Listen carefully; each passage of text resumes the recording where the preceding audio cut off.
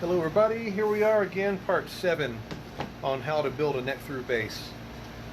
For this section we're going to strictly deal with gluing this fingerboard onto this neck blank that we've prepared. I've got my clamps prepped off to the side. I'm going to get two little risers, two little blocks. I'm going to set those on this table. The reason for that is I want something to put this fingerboard on, preferably not with the fret slots facing up and down, because this is the side of the fingerboard we want to put glue on.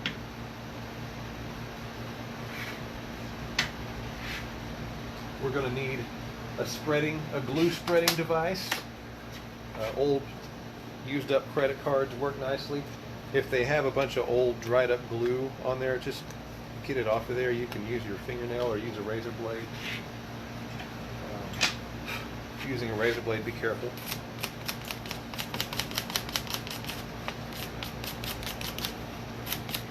We just want a nice smooth surface.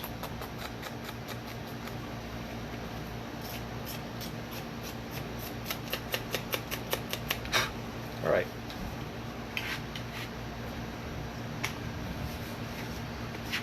And we're going to need a clamping caul, and I use this nice big thick piece of walnut for a clamping caul for fingerboards. I actually have 7 or 8 of these under my bench here. Most of the time I'm gluing up at least 4 or 5 of these at a time in batches. Alright, let's get this glued. First thing we do, get our glue handy. You're going to hear me say so many times there's so many different ways you can do this, and the glue you use is just another one of those things. This is Titebond 2. This is the water resistant stuff. Works great. I've used the Titebond original with the red label.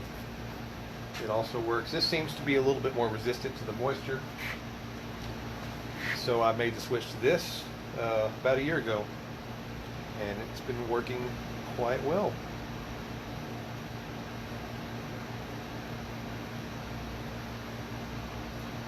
When you're doing this, you want to be sure that your environment is not full of dust in the air. Like, you don't want to just have finished sanding something or routing something with a lot of debris floating around in the air. You want to be sure things are relatively settled, and that the area is relatively clean, that you're not going to kick up dust and debris that gets inside this glue joint, because we want it to be clean and very snug.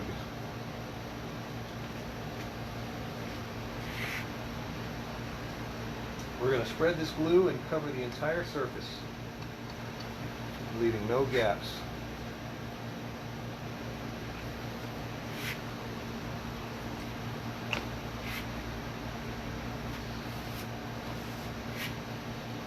This over. Very carefully lining up the center line of the fingerboard to the center line I've drawn on the tape, and then also down here on the neck. One smooth movement, I've grabbed 2 clamps. I don't know if y'all can see, this takes some patience and steady hand. Clamping that line has to be so dead on.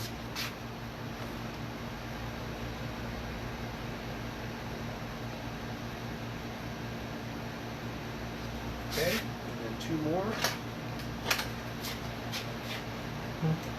All this is doing is tacking the fingerboard in place on all 4 corners. That looks good.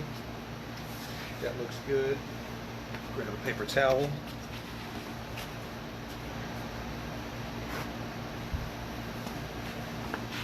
We want to have that handy in just a sec. Oh, it fell.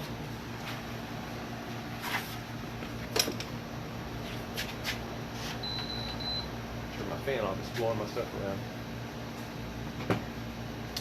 Alright, clamping caul. And we're going to start in the middle.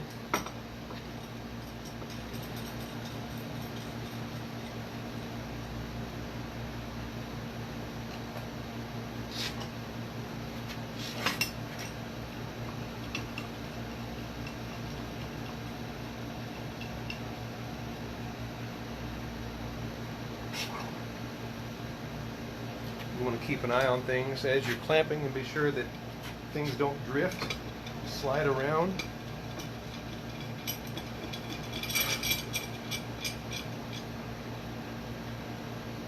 If they do, very quickly unclamp it and move it back in place. You only have a short while before this glue starts to set up. And if it's not a precision glue up, then your only hope is to let it cure overnight and then just remove it the next day and start all over, which is not fun.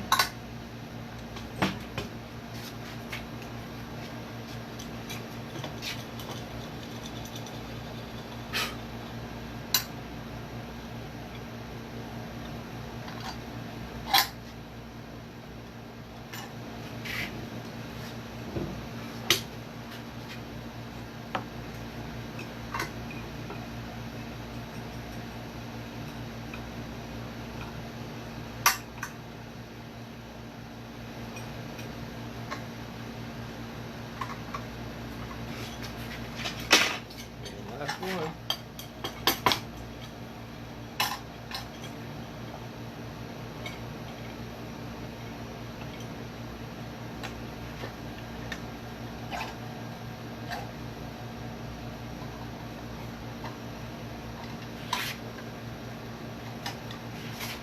And go through and cinch them all down nice and tight.